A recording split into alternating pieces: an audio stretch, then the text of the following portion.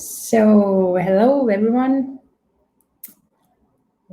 Thank you for joining us today. Let me know in the chat. Do you hear me well? And feel free to add from which country or city you are listening to us. Thank you, Charlene. Welcome. Good. So let's wait for a couple of seconds so that people can sign into or log into Livestorm. Good.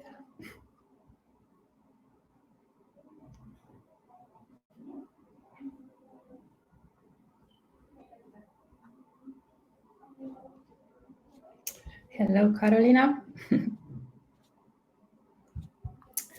Okay, but before moving on to today's topic, how to attract talent with flexibility, a bit about my background and a short overview of RecruitLab as well. So my name is Maria. Hi. I used to work as a recruiter. Then I started my own recruitment and employer branding agency. And at one point, I realized that in order to have great recruitment tools, you just have to build them for yourself. So I'm one of the co-founders of RecruitLab. It's recruitment marketing ATS. And we have this bold vision to make recruiters and hiring teams happy. So with RecruitLab, you can create attractive job ads, attractive recruitment landing pages, and you don't need any help from designers. You can run social media recruitment campaigns with just a few clicks. So you don't have to know about Facebook algorithm or Facebook pixel or whatsoever. You can use bulk emails or video or text messages to improve the communication with your candidates. You can speed up the pre-selection process if you have more than, let's say, 50 or 100 candidates. And you can speed up the process with the help of built-in on-demand video interviews. And by the way, hiring managers really love those video interviews. They love to watch video answers from candidates. Of course, you can collaborate or cooperate with your colleagues, hiring managers, or customers if you are working as an agency recruiter. And you can work together on your recruitment projects while having all the information about your candidates, projects, statistics, history, data conveniently in one place. And of course, you can automate. So RecruitLab enables you to automate tasks you don't enjoy doing, or the tasks that are not worth doing manually. And you can decide how much you want to automate or how much you need to automate. So yeah, I think that's about RecruitLab. If you would like to learn more or see how RecruitLab actually works and learn more what other in-house or agency recruiters value in RecruitLab, then feel free to reach out to me on LinkedIn or just write to this chat, contact me or demo or something like this, and I will contact you after the webinar. So I see here's a question, will the recording be sent out after the meeting? Yes, we are recording this webinar and I will send out the recording after the webinar as well. But let's move on to today's topic, how to attract talent with flexibility. And I'm really happy that Molly from Flexa Careers agreed to join us today, because who's better at discussing the topic than the woman who started the job platform only for employers who are offering flexible working. And I have followed the journey of Flexa Careers for a while now, and I have to say that their mission to bring flexible working to everyone is truly inspiring.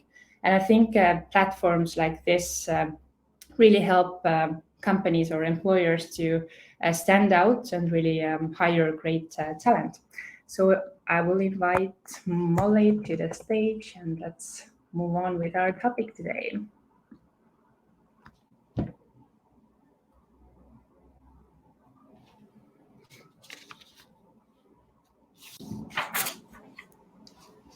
Hi, Molly. How are you? Hi, very good, thank you. How are you?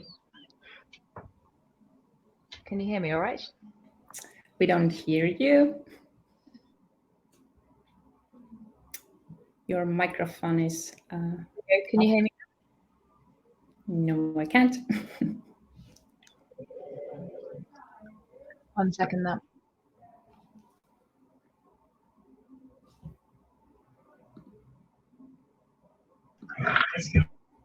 Can you hear me at all?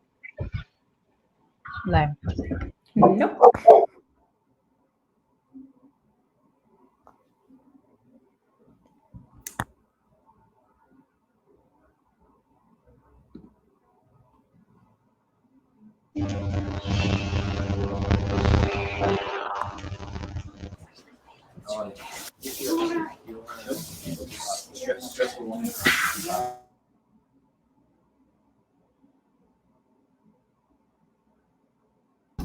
Are you able to hear me now? No, unfortunately, I don't hear you. Oh, I hear you now. Yeah. Can you hear me now? I can hear you now. Really good. Oh, phew. Well, that really worried me there. I was like, oh God. Sorry about that. No problem. But yeah, thank you for joining us today. So you're working from the office right now, or no? I am, yes. I'm afraid it's our team day, so it was the only day that we could also make happen for everybody to join us. So we have got everyone here. I'll mute myself on and off. Hopefully you can hear me all right. Okay, very good. We hear you. But let's start with the story behind Flexa Careers. Why did you decide to create this kind of job platform? Yeah, so we are the global search engine for super flexible companies. And I think our starting story is quite an unusual one. So back when I was working in investment banking, and I have an autoimmune disease that means that sometimes I can't walk. So obviously investment banking, not really the most flexible career to choose, but I went into it anyway. And I asked to work from home 1 day a week after I'd been there for about 18 months to avoid me taking sick days. And they put a settlement package in front of me, sacked me, and told me to leave immediately, and that I couldn't even get my belongings, nothing. So I then went through job hunting, being really worried that that was going to happen again. I wondered, is this normal? It was back in 2016. So obviously flexibility wasn't as common as it is now. And I just wished that there was somewhere to go to know for sure that there were certain companies that were flexible, rather than trawling through various different job descriptions, not really understanding or knowing if I could actually trust the company. And that's where obviously the idea for Flexor was born, was accrediting companies as being genuinely flexible, taking employee feedback to make sure that was truly the case, and then showcasing them all on a search engine that also massively improves employer brand and discoverability for companies that offer great working environments. Really good. I always like the people who practice what they preach. So how flexible is Flexa Careers as an employer? How is your team working? Super flexible. So you've caught us on a day where we are all in the office, but that only happens once a month. So we're remote first. We have a nice, very small office that we use for team days, where we'll come together as your kind of strategy and in-person collaboration. Otherwise, people work all over the UK. We've had someone who's at the moment working in Belgium, and she's come over on the Eurostar. But flexibility is so important to us. Ultimately, I think you allow people to thrive, you allow people to choose the way that they will work. So in terms of hours, we do core hours of 11 till 3, but otherwise some people will start at 7 in the morning and finish really early, start at 11, finish later. And we also offer 45 days holiday a year as well, including bank holidays. So we are very generous on that too, because ultimately I think when people have time to switch their brains off and travel and have a life outside of work, they'll give more to their jobs eventually as well. I noticed that you're sharing one of the public documents, Flexa's way of working. I will share this document to this chat as well, because I think it's a really good example how to describe the way you work in one team. Maybe you can share the process with us, how did you set those principles for working? Because I think a lot of companies are struggling to really define the way they are working right now and the way they want to work in the future. So was this created by you as the CEO, or you did some workshop with your team members, or what was the process? Yeah, so it started off with me creating a working environment that I wanted to work in. Like when we were 3 people and tiny, like you obviously have a lot more freedom. So that's where the remote first angle came from, with the choice of an office, because for me, sometimes it's nice to get away from working on your kitchen table. So I live in a small 1-bedroom flat. After that, the kind of holiday angle came from how we could offer more to our employees without necessarily interrupting business as usual. So our holiday is like 25 days as normal, then 2 company shutdown periods during the quietest time of the year, because it doesn't really have an impact on business continuity because everybody else in the world is off at those times too. And it was basically organically kind of iterating and adding more and more as we grew as a company, and asking our employees what they wanted to. So obviously there's no point of creating something that nobody else wants. So as much as it started with me creating an environment for me, as we grew to now 11 people, as we grew to that size, we started adding in all the bits that people wanted, and making sure that all of them added and contributed to flexibility, because we have to practice what we preach. Yeah, exactly. And I encourage others to also share this kind of information with your job ads or during the hiring process, because this is actually the information that candidates like to have before deciding. And if you're already showing this kind of information in your job ads, then it really attracts more candidates or more people to push the apply button. Definitely. Absolutely. It's really helped us with our talent acquisition as well. So we've only ever used Flexor for hiring. So we're not really a job platform as such, but we've used it as a company level. And that has enabled us in the last 4 weeks to be able to hire 6 people in that time in this current market. And the reason for that is because we've been totally transparent from the very beginning about flexibility. Like, we have our page on Flexor that talks about our culture. That's what there are literally now 500,000 people on Flexor searching for the various different forms of flexibility that our companies offer. And then what we did was also link through to that ways of working document, so that before somebody has even applied, they can make an educated decision about whether it's the right place to work. And I would strongly encourage all companies to do exactly the same thing, because people are much more selective now about how they will work, and it matters just as much about what they will do. So giving them as much information up front is absolutely crucial to creating a really good standout employer brand. Yeah, I agree. But there are some common myths about flexible working. And I have heard from recruiters or HR managers that it's often difficult to sell this idea of flexible work to hiring managers or CEOs or founders. So I will share some of the myths with others as well. You will see Paul. So what's the most common myth about flexible work you have heard? Let me know. And well, from you, Molly, maybe we can help others to respond to those myths. Let's start with the first one, that people are not as productive at home as in the office. How would you respond to this kind of argument? There are literally dozens of studies that suggest very much the opposite. I think that the productivity myth is based on the idea that productivity used to be linked to the idea of presenteeism, and seeing people at their desk in the office meant that they were being productive. And I think this myth hopefully has been largely dispelled by the majority of people who work from home, because you can be just as unproductive in an office as you can at home. I used to sit behind a bloke when I worked in market research, and he would spend the entire day with his privacy screen on, but I was directly behind him so I could see, watching cricket. You know, if people think they're doing that at home, they're going to be just as unproductive.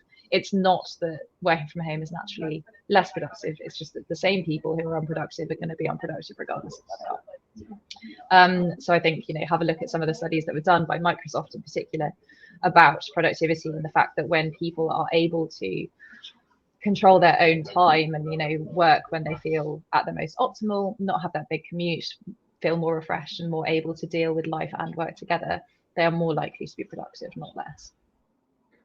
Yeah, agree. Let's talk about the second one, for example. It's difficult to keep the culture. How would you respond to that? I don't disagree with that one. I think it is more difficult, but I don't think it is as difficult as people will let on. I think the reason that we meet once a month is because we think that in-person time is important, but I don't think it necessarily needs to be more than about once a quarter as team building. I think building those social ties and social bonds between people is important to help them to be able to interact comfortably remotely. But it is perfectly possible to keep that culture going in a remote environment, particularly relying on like instant messaging tools like Slack or Teams, making sure that people know what the culture is and what you're expecting of them, I think is one of the most important things. And allowing people to come together in ways that aren't just about work. So, you know, having casual catch-ups each week and helping people to get to know each other ultimately. Yeah, I also think that it is more difficult, but it's not undoable. So you can, but what you have to think about is how to like keep your employees connected to each other while they're not sitting in physically sitting in one room, or how to encourage them to have like really deep conversations. And I think you also have to think about how you run your meetings or organize team events, because it is a bit more difficult when your people are around the world, basically. But for example, I read one study recently about one-on-one meetings. And we're used to that one-on-one meetings are usually between the manager and the employee. But this study recommended that team members should do one-on-ones between themselves. And they also brought out that the salespeople who were paired up with random team members and met once a week in this kind of teams, they saw a 24% increase in their sales figures. So I think, we just have to change the way we are used to working or used to having meetings, but we still can keep the culture and can keep the connections between our employees. Absolutely. And maybe let's take the fourth one also. It's difficult to collaborate. You mentioned some tools already, Slack and others. So what are the main tools you are using in your team, for example, to improve the collaboration? We try to minimize meetings as much as possible, because I think when you're sitting on Zoom or Google Meets calls all day, like I think ultimately that stifles collaboration. So we try to only have like 1 or 2 internal meetings a week. So really, really do keep that low. The majority of our collaboration will happen through what you said, like one-on-one, working together towards a particular goal, then getting people's input in Slack. They're the main ones that we rely on. Obviously using voice notes and Loom videos to work asynchronously as well does make a massive difference. But I think also bearing in mind that remote work and in-person work are complementary, and it's not necessarily that one is way better than the other. I think they can work very well in parallel. So keeping the big strategic sessions and the big brainstorming to potentially when you are going to meet in person, if that is a possibility, I think that really does encourage collaboration and encourages everybody to really, you've saved up all of those thoughts for a month and then you can suddenly kind of brainstorm about those things. But I think not necessarily limiting it just to them. Like if you do have to just get something done, obviously most people do within a week have way more need for collaboration time, but making sure that it's done in a structured way, whether it's like a Slack huddle or a meeting about a specific thing, but never something, don't have a meeting for the sake of having a meeting. Yeah.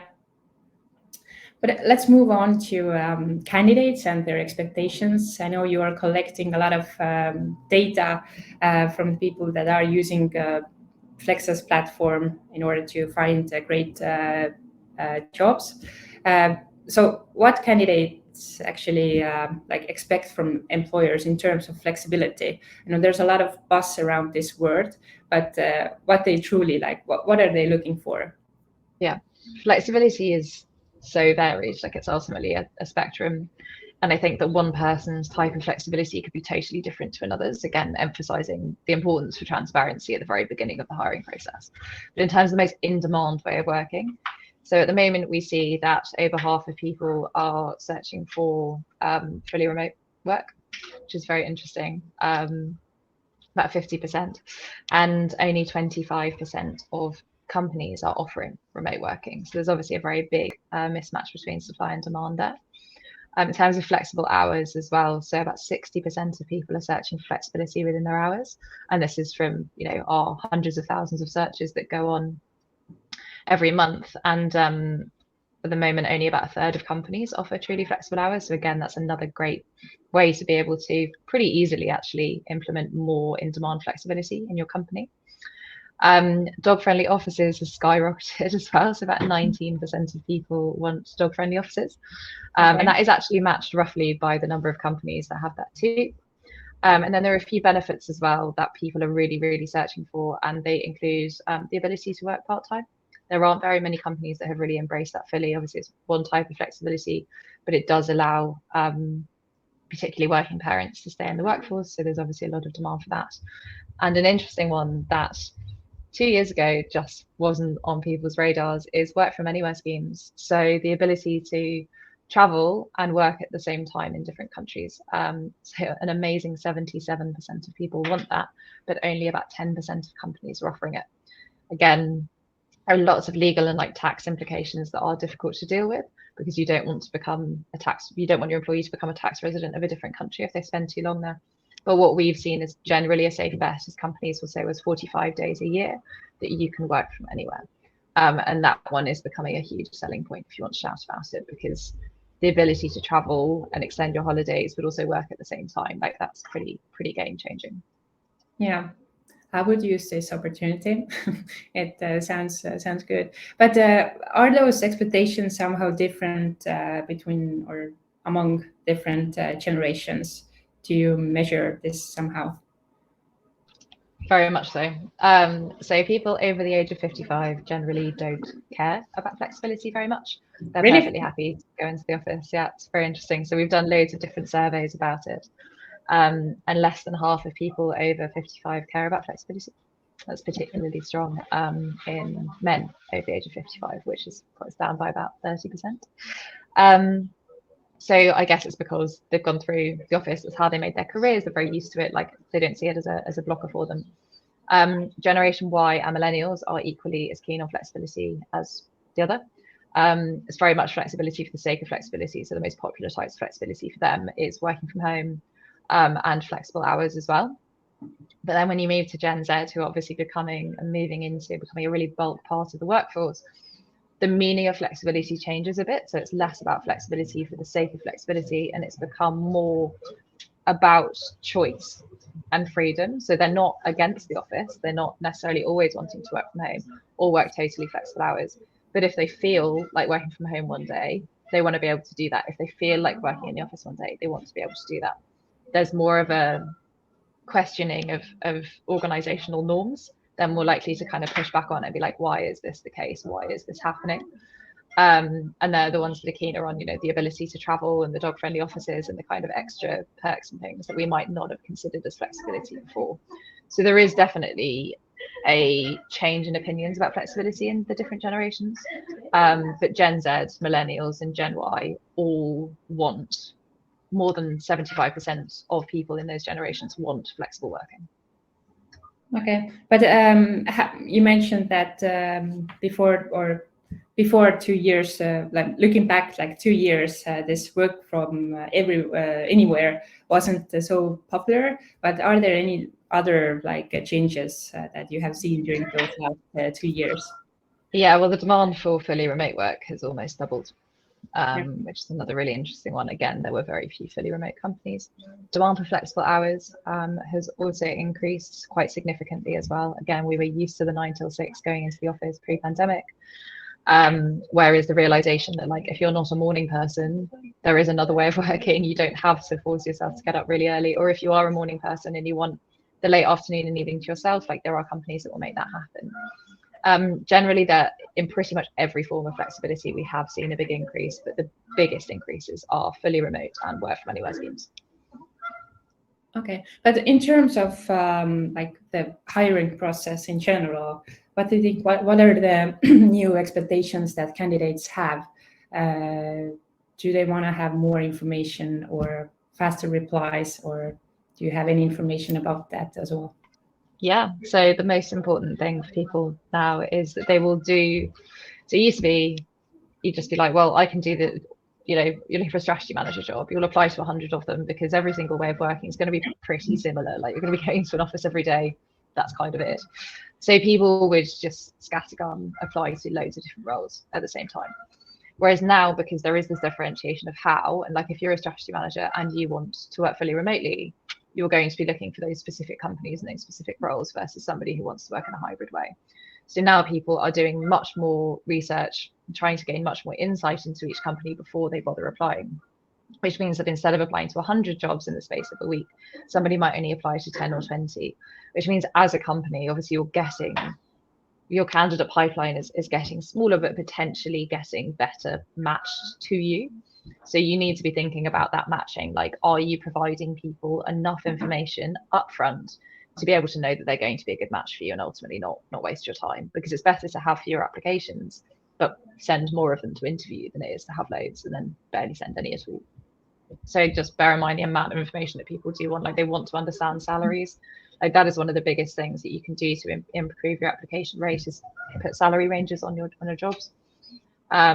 Talk about ways of working. Don't just say open to flexible working. Like, what does that mean?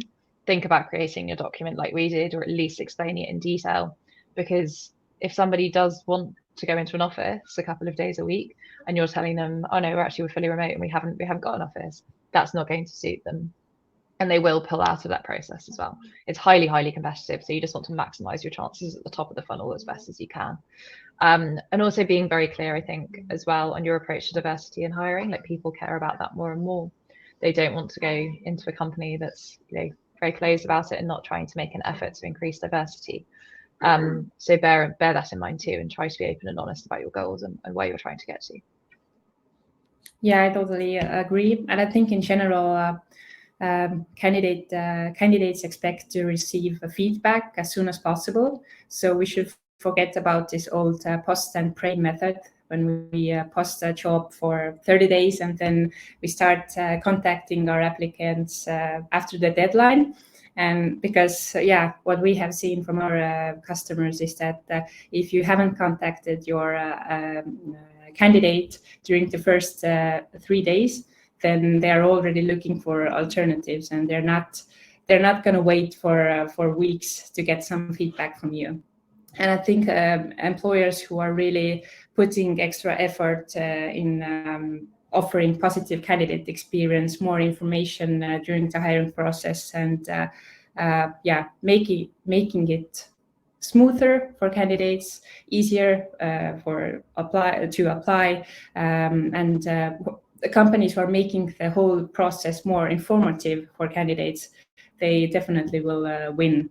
So that after the process, when people could look back and really feel that, okay, I have learned something about myself, or something about the company, or something about the sector I'm working in, then this is the win for the companies, definitely, or employers in general. But I think without technology, it's really difficult to do it.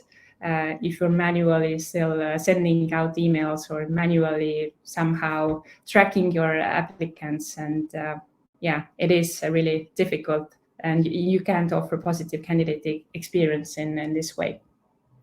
So I will add another question to our poll. It would be interesting to know, do you use some kind of technology to make the communication with your candidates smoother, or do you use something to improve the candidate experience you are offering? So some kind of ATS or recruitment software, or any other tools. So I will let you give you some time for answering. Coming back to the last poll, the most common myth people have heard about flexible working has been the one that people are not as productive at home as in the office. So, but now you heard some statistics and facts from Molly. So you know how to sell this idea of more flexible working environment to your hiring managers, CEOs, or founders, or other colleagues. And I see there's also one question from Chelsea. How do you train your own staff if you are fully remote most of the time? What does that orientation look like? Great question. I think very similarly to how you would do it in an office. Like, ultimately, make yourself available as the manager or whoever is in charge of onboarding that person. Make sure there's proper orientation, everything is documented, you know, like day one, week one, what do you need to be achieving? Be really, really clear on goals and the different tasks and run through them, you know, jump on calls, make sure that for the first week or so, you as a manager or you as in charge of onboarding are really available. You're on Slack, you're able to answer any questions. It's just very, very similar to how somebody would come and find you in an office if they need a hand with something, and then I think ultimately they're not too different in terms of processes. Obviously, if somebody's a bit lost, you don't know because you can't see them looking lost in an office. But just encourage them to reach out to various different people, make sure it's super clear what people's roles are when they join so that they know where to go. And try not to kind of overcomplicate it, because ultimately it is very similar to being in an office. It's just online. People need to ask questions and need to know where they stand and need to understand what goals to meet as well. Good. Well, you have been in contact with hundreds of employers. What are the best practices you have seen, or maybe what differs to companies in different sectors? For example, do you see some kind of pattern there that the technology companies are more open to different solutions offering flexibility, or maybe, I don't know, retail companies not so much? Or are there any differences? It's been fascinating, and we've surveyed thousands of companies to understand exactly what the flexibility is in the market, and we're constantly updating. We've got 2 different indices that measure exactly what flexibility is. So when a company comes to Flexor, they can benchmark themselves against the market totally for free. We've designed these kind of 2 different quizzes. I'll actually put one in the chat because it's probably quite interesting for people to be able to have a look at how they perform against the market. It's totally free. And gives you some free insights there. But what we've seen is that ultimately there are some industries that are more flexible than others. So obviously tech companies, they often will have started remotely kind of during the pandemic, or always have embraced some form of remote working. So naturally they lean towards having more flexibility. I think that there are a couple of industries that are really lagging. And actually they are finance, like traditional finance, and recruitment as well. Now, that doesn't mean that there aren't flexible companies within them. There are. And it's interesting how we've then seen fintech companies in particular really push back against the typical sort of finance tropes and the ideas of like, oh, you have to be in the office all the time. The fintechs are super flexible. Like I'm sure we've all read about Monzo and their approach to flexibility. And recruitment was very similar. We've also seen that a lot of recruiters are coming to Flexor to try to differentiate against the old school stereotypes of what recruitment was. Same with insurance, very similar to, like we work with Allianz, would have been considered a very traditional insurer, but they're actually super flexible, and insurtech companies as well. But generally, it's somewhere between like kind of seed, Series A to Series D companies. They're super flexible. They're very, very big on EVP and what they can offer their employees and on that talent attraction piece as well. But ultimately, every company can be flexible from their head office point of view. And I've just seen there was a question in the chat there of like, how do you bring flexibility to like hotels, or, you know, there could be retail or supermarkets, you know, that is much more difficult. And what we focus on is the head offices of companies, because it was traditional office work. But if you want to look at flexibility for roles that can't work from home, then think about flexibility in hours, scheduling, additional paid holiday, additional paid sick leave, parental leave, all of those things that will add flexibility to people's lives in different ways. It doesn't always have to be about working from home. Yeah, we have seen some companies offering really like individual or having really like individualized approach to different benefits, for example. So you can really choose what kind of benefits package you would like to use. So this is again something like something you can offer if you cannot be flexible in terms of working hours, for example. Okay, but I know that only truly like flexible companies can use or can publish job ads on your platform, and you have this specific flexification process. So how do you assess companies, how do you do it? Yeah, so Flexification, that is the only flexible accreditation in the world. So only the most flexible companies can achieve it. And it means that, yeah, as you said, they've gone through that 2-stage benchmarking process. What that is the first one, which is actually that link that I put in there. The first stage is assessing just your company working environment against the market. So what we've done is created a very quick kind of interactive quiz that weights your answers against the market averages and gives you a score out of 100, tells you how flexible you actually are. That's assessing 4 different parameters. Yep. What are the main or some examples of the questions, for example, just to give an idea? Four different parameters there. So location is the first one, obviously. So whether it's fully remote all the way through to class sort of 1 to 2 days a week at home is the minimum. Hours, obviously, is it totally flexible asynchronous, or is there a bit of flex in start or finish times? Benefits as well, as you talked about, those like kind of individualized benefits packages. So looking at dog-friendly offices or enhanced maternity or paternity leave or work from anywhere schemes, unlimited annual leave, all of those different factors that increase flexibility. And finally, and arguably one of the most important ones, is key cultural indicators. So a company can have great policies, but ultimately if flexibility isn't encouraged and supported in a company, that company won't be truly flexible and people won't avail of that. So understanding about senior leadership's approach to flexibility, the proportion of people that actually do work flexibly and what the expectations are. And all of that is put into that short quiz. But that's obviously what a company tells us, so we're not going to just take their word for it, because it'd be very easy to potentially embellish the truth. So what we then do is we survey employees as well. So there's a very short 60-second survey, which is like the second stage, that helps us to understand on a more perception basis exactly how employees experience their company. So do they get the same level of flexibility that the employer has told us about? And that allows us then to get 2 different scores out of 100, display them on the Flexa company pages, and people can read into the insights that are there, like this company's great on hours, great on location, but no dog-friendly office or whatever they're searching for. So it's all done on weighted averages that we're updating every single month to make sure that it's representative of the market. Okay. Well, as I mentioned, you have worked together, or you have seen a lot of different companies and employers. What has been the most the coolest benefit you have seen in terms of flexibility? Do you remember something? Yeah, I think my favorite one that I've seen recently is Paddle. They do a work from anywhere scheme, but in partnership with Airbnb. So they provide an Airbnb like stipend for you to be able to use to then go and travel and work from anywhere for a month. So they'll provide some money towards doing that. And I think that's an amazing thing to do. And it's a really cool thing to do as well, because it encourages people to see the world and go and experience something, a great partnership to have. So that's the one that I really remember from the last few months as being like very innovative. Okay, really cool. As we talked a bit earlier about job ads, this is definitely one of my favorite topics, because I really see that there's so much potential and there's so much to do, and we can really improve the way we talk about the challenges we are offering, talk about the challenge, the company, the culture, and so on. And I think in this new reality, it's really important to show really how we work.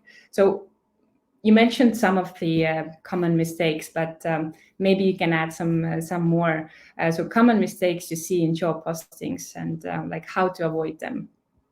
Yeah, so we track all the data in terms of like views to click-through rates, so we can see effectively what like the conversion is of a job advert, and then we can see the common themes that do well and the mistakes that people make, and which job platforms perform well and why.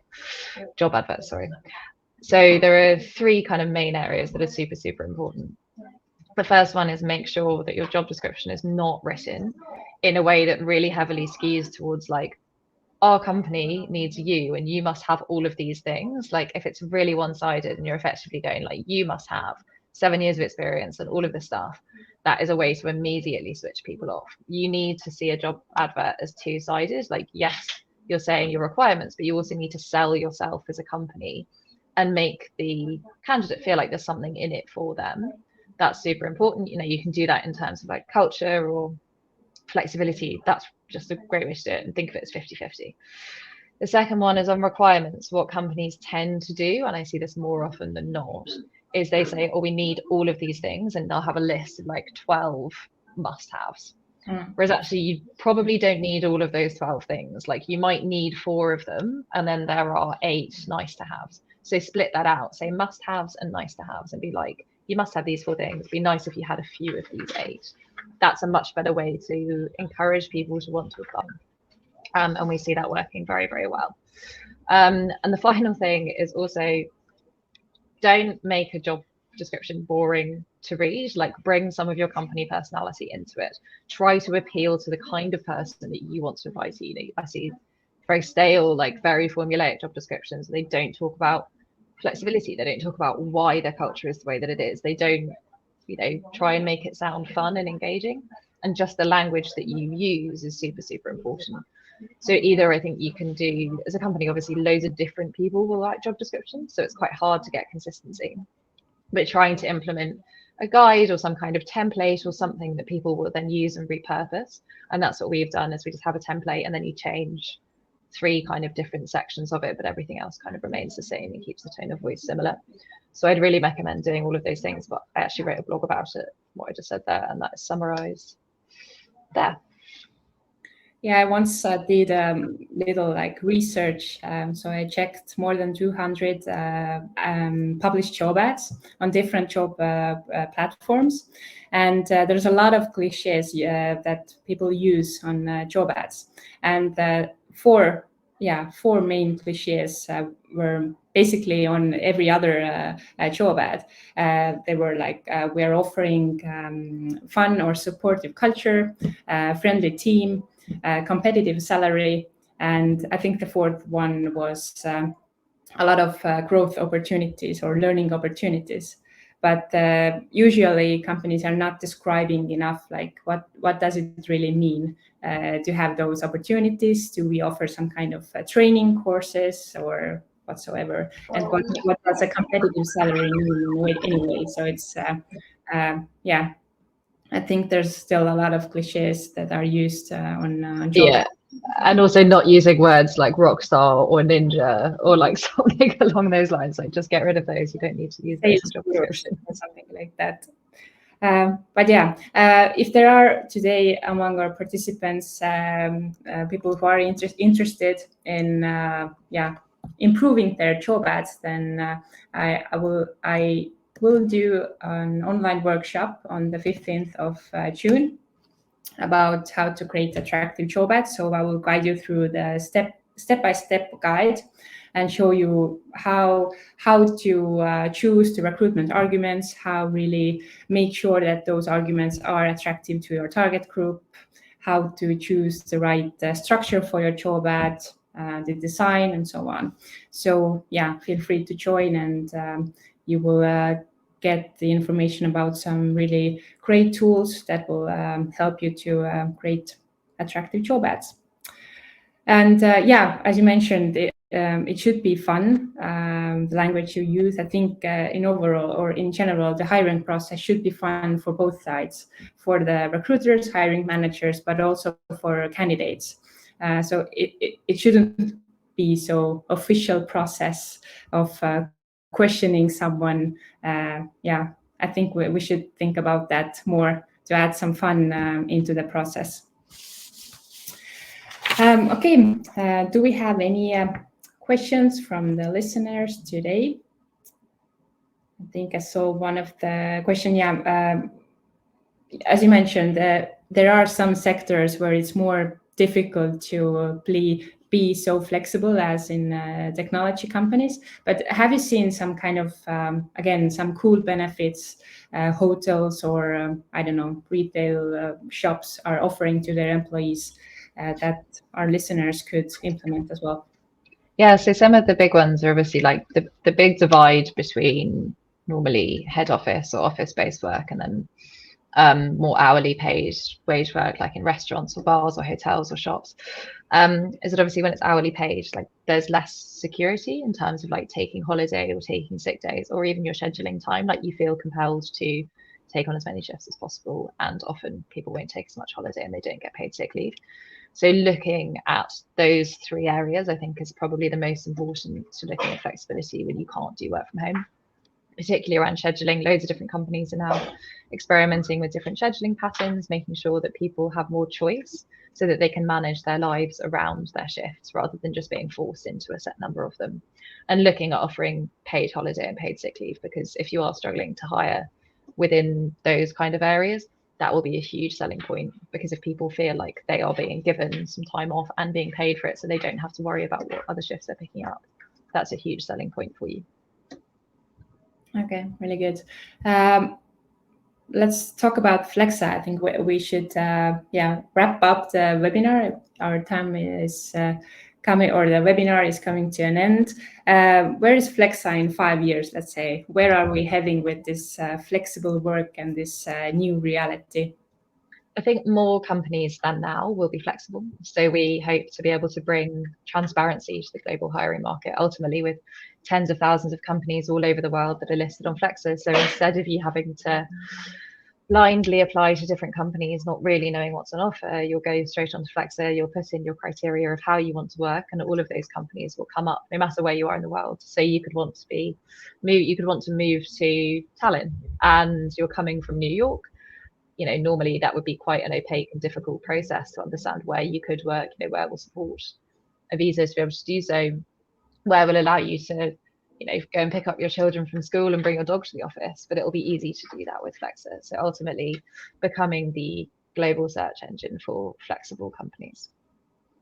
Well, I hope that then in 5 years, most of your customers are then like managing their applications they have received through Flexa with the help of RecruitLab then. And that's the dream. So that they can really offer this positive candidate experience and really add something extra to all of their candidates, even to those who are not selected at the end of the process. But okay, I'm really happy that you joined us, Molly, today. It was Thank you so much for having me. Interesting to talk to you, and thank you for sharing your insights and experience. To our participants, thank you for your attention. As I said, if you would like to know more about RecruitLab, feel free to reach out to me on LinkedIn. I think, what's the best channel for reaching out to you, Molly? Also either reach out to me on LinkedIn, or if you are interested in Flexor, then just visit the Flexor website and fill out that quiz and see if you are an eligible company. Yeah, well, thank you, and I hope to see every one of you on 15th of June, and let's see how to create attractive job ads. And we will send a recording of the webinar tomorrow. And yeah, have a nice rest of the day. Thank you. Thank you very much. Take care. Bye.